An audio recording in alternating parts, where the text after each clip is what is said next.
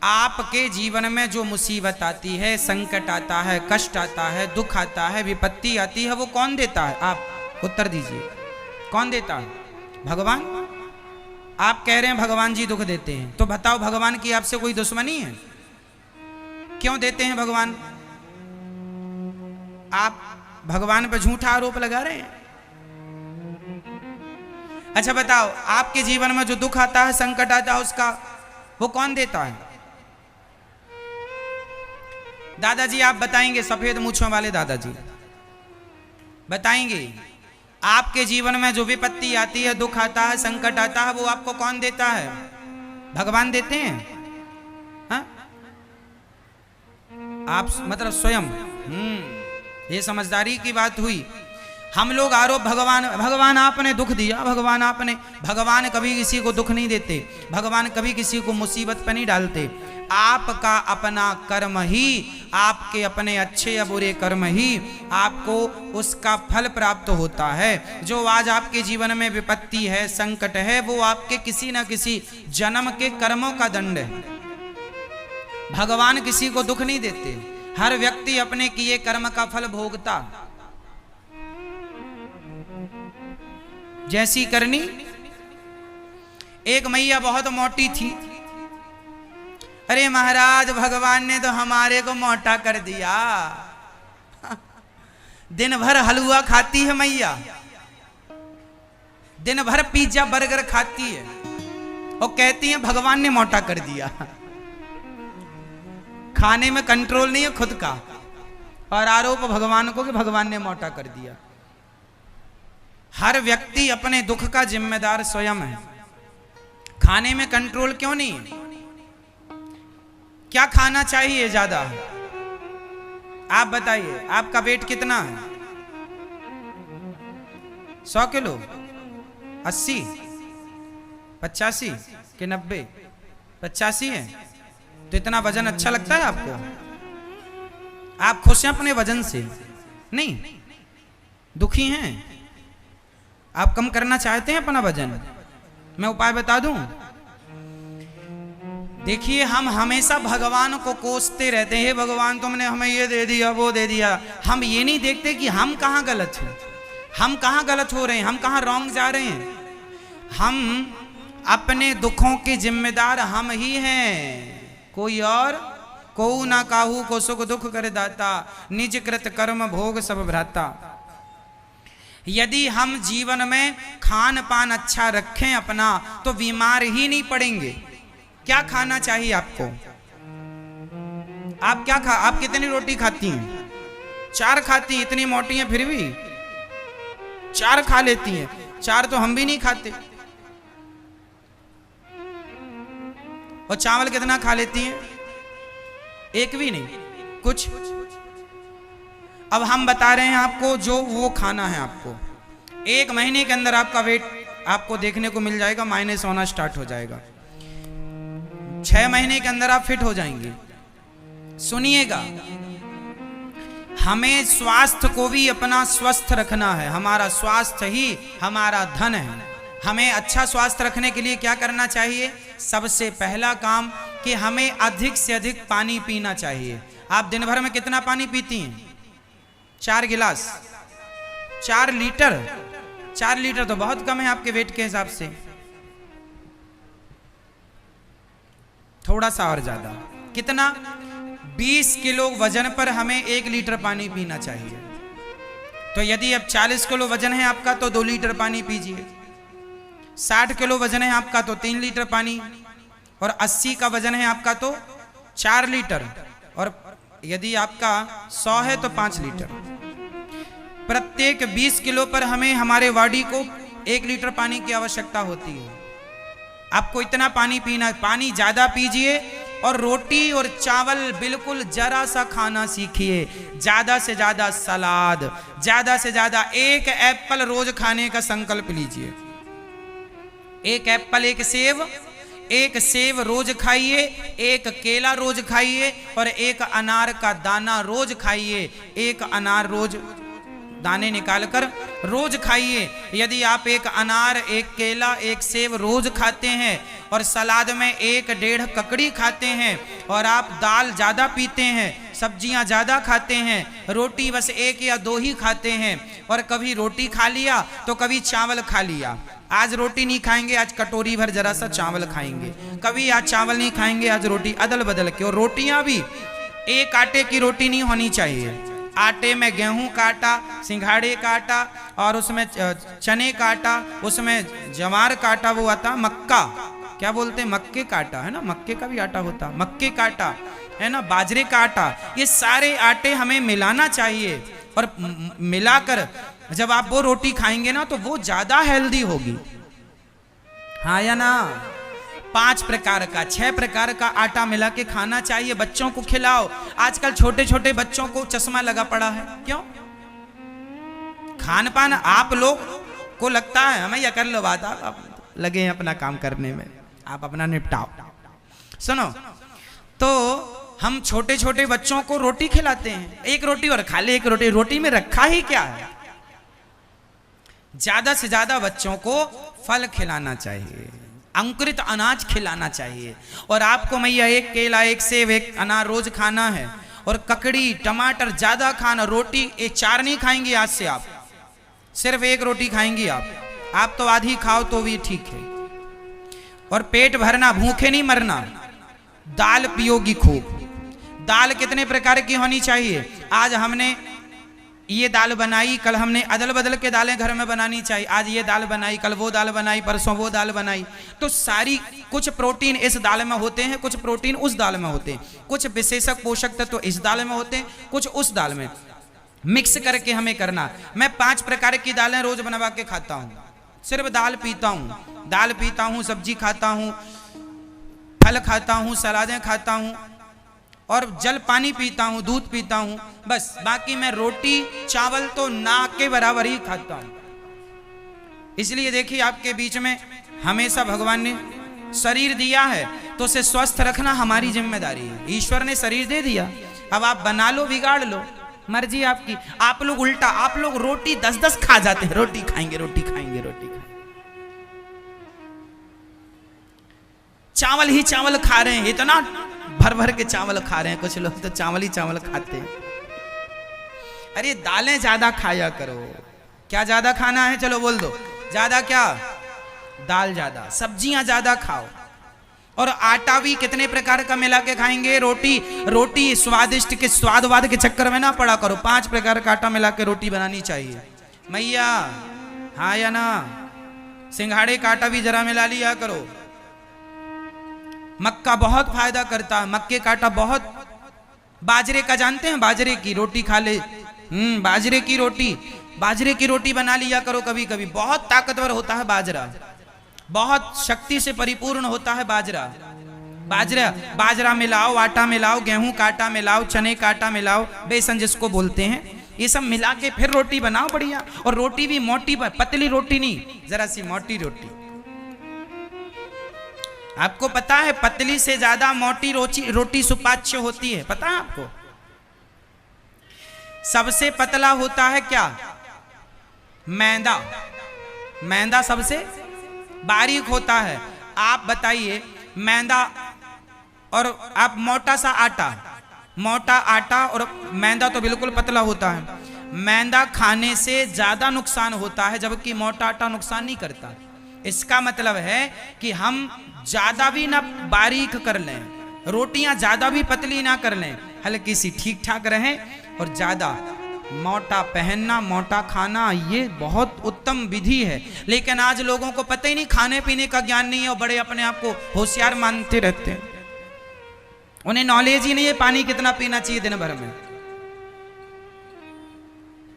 शरीर आपके अनुसार चलना चाहिए। देखिए, मैं आपके पास रोज आता हूं 3.5 घंटे कथा सुनाने के लिए, ना मुझे इस बीच में प्यास लगती है ना लघु शंका आती है। मैं आपके बीच में रोज 3.5 घंटे बैठता हूं। वो कब से बैठ रहा हूं, जब से दास अनिरुद्ध भागवत कर रहा तब से आज लगभग इस बात को 12 साल हो गए, ज्यादा ही हो गए। ये नित्य सेवा है ठाकुर जी की। हम बैठे रहते हैं ना, लघु शंका आती है 3.5 घंटे के बीच में ना प्या। आप लोग पानी पीते हैं, पी लीजिए, अच्छा है। हम पानी भी नहीं पीते और ना इस दौरान लघु शंका आती। क्यों? क्योंकि हमें पता है कि हम कब पानी पिएंगे तो कितनी देर में हम। आप बताइए पानी कितनी देर में पचता है? नहीं पता? कितनी? 5 मिनट में। लो, अच्छा पढ़ लिए आप। पानी को पचने में लगभग 2 घंटे लगते हैं। आप ज्यादा पिएंगे तो 1.5 घंटे में आपको लघु शंका आ जाएगी। आप ढेर सारा, अच्छा जब वो डॉक्टर लोग ना, कोई चेकअप होता है उसमें ढेर सारा पानी वानी पिलाते हैं। कोई होता कुछ, क्या बोलते हैं उसको, अल्ट्रासाउंड। अल्ट्रासाउंड जब होता है, कभी आप गए होंगे कराने, तो अल्ट्रासाउंड में पानी ज्यादा पिलाया जाता है।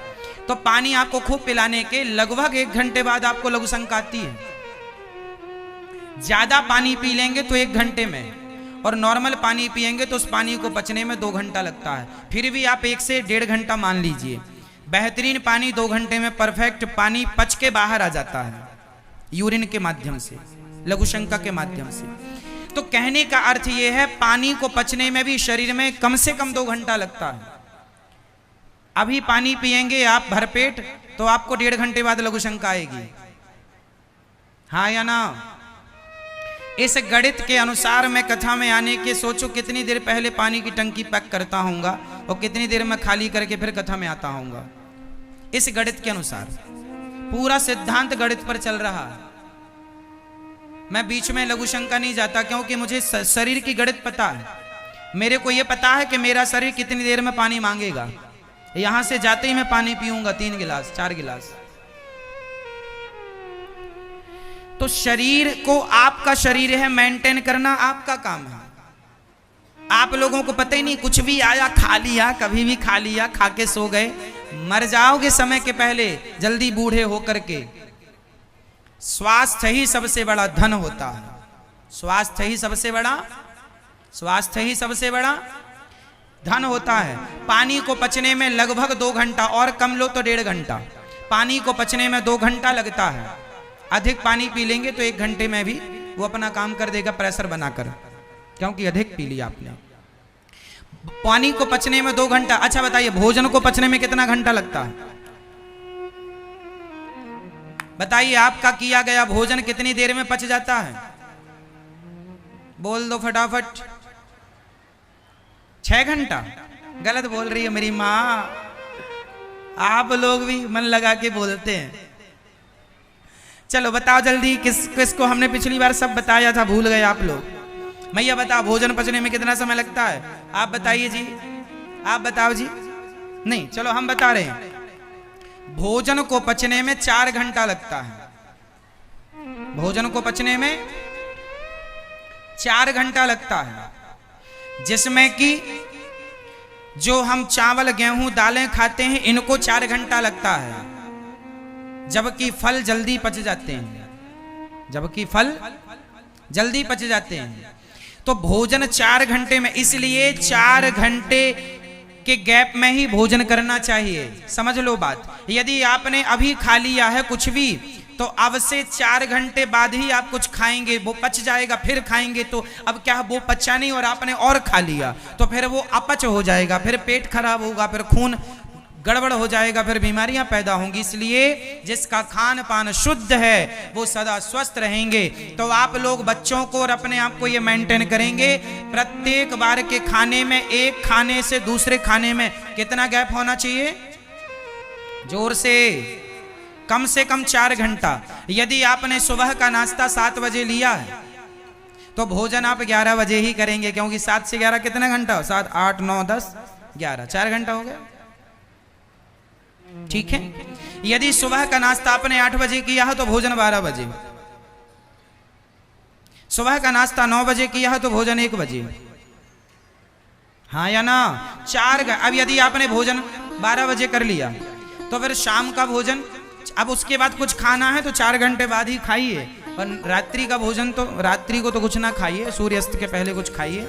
खान पान अच्छा कर लीजिए। मैं आपको विश्वास दिलाता हूं कि आप सलादें फल ज़्यादा खाएंगे, रोटी चावल कम खाएंगे, दालें ज़्यादा पिएंगे तो आपके शरीर में रोग ही नहीं हो सकता। ये मेरी लिखित में गारंटी है। यदि मेरे इस सिस्टम को फॉलो कर लेंगे तो, मेरी बताई बातें फॉलो कर लेंगे तो बीमार ही नहीं पड़ेंगे। बीमारियों की जड़ खाना ही होता है, और खाना भी कुछ भी। अब जैसे आप लोग गरम गरम आपने भोजन किया, उसके बाद ठंडी सी आपने आइसक्रीम खा ली। जैसे शादियों पार्टियों में हम क्या देखते हैं कि आपने खाया गरम गरम और उसके बाद ठंडी सी आइसक्रीम। अब बताइए कि आपके शरीर में आग लगी थी भोजन पचाने के लिए और आपने आइसक्रीम ठंडी सी डाल दी, तो भोजन क्या होगा? पचेगा नहीं, सड़ने लग जाएगा, क्योंकि ठंडा गरम का कोई स्वभाव ही नहीं है, मिक्स ही नहीं हो सकता। कुछ लोग इतने मूर्ख होते हैं खाने पीने के मामले में, उन्हें पता ही नहीं कि किसके बाद क्या खाना चाहिए। नॉलेज ही नहीं है, रत्ती भर ज्ञान नहीं है। अच्छा बताइए, शहद और घी को मिला दिया जाए तो क्या हो जाता है? बोलो, जहर हो जाता है। आप किसी को घी और शहद एक साथ पिला दीजिए, मर जाएगा। आप किसी को आप किसी को आम का रस और पेप्सी कोका कोला पिला दीजिए, मर जाएगा। दोनों मिल करके जहर हो जाता है। लेकिन लोगों को ज्ञान नहीं है।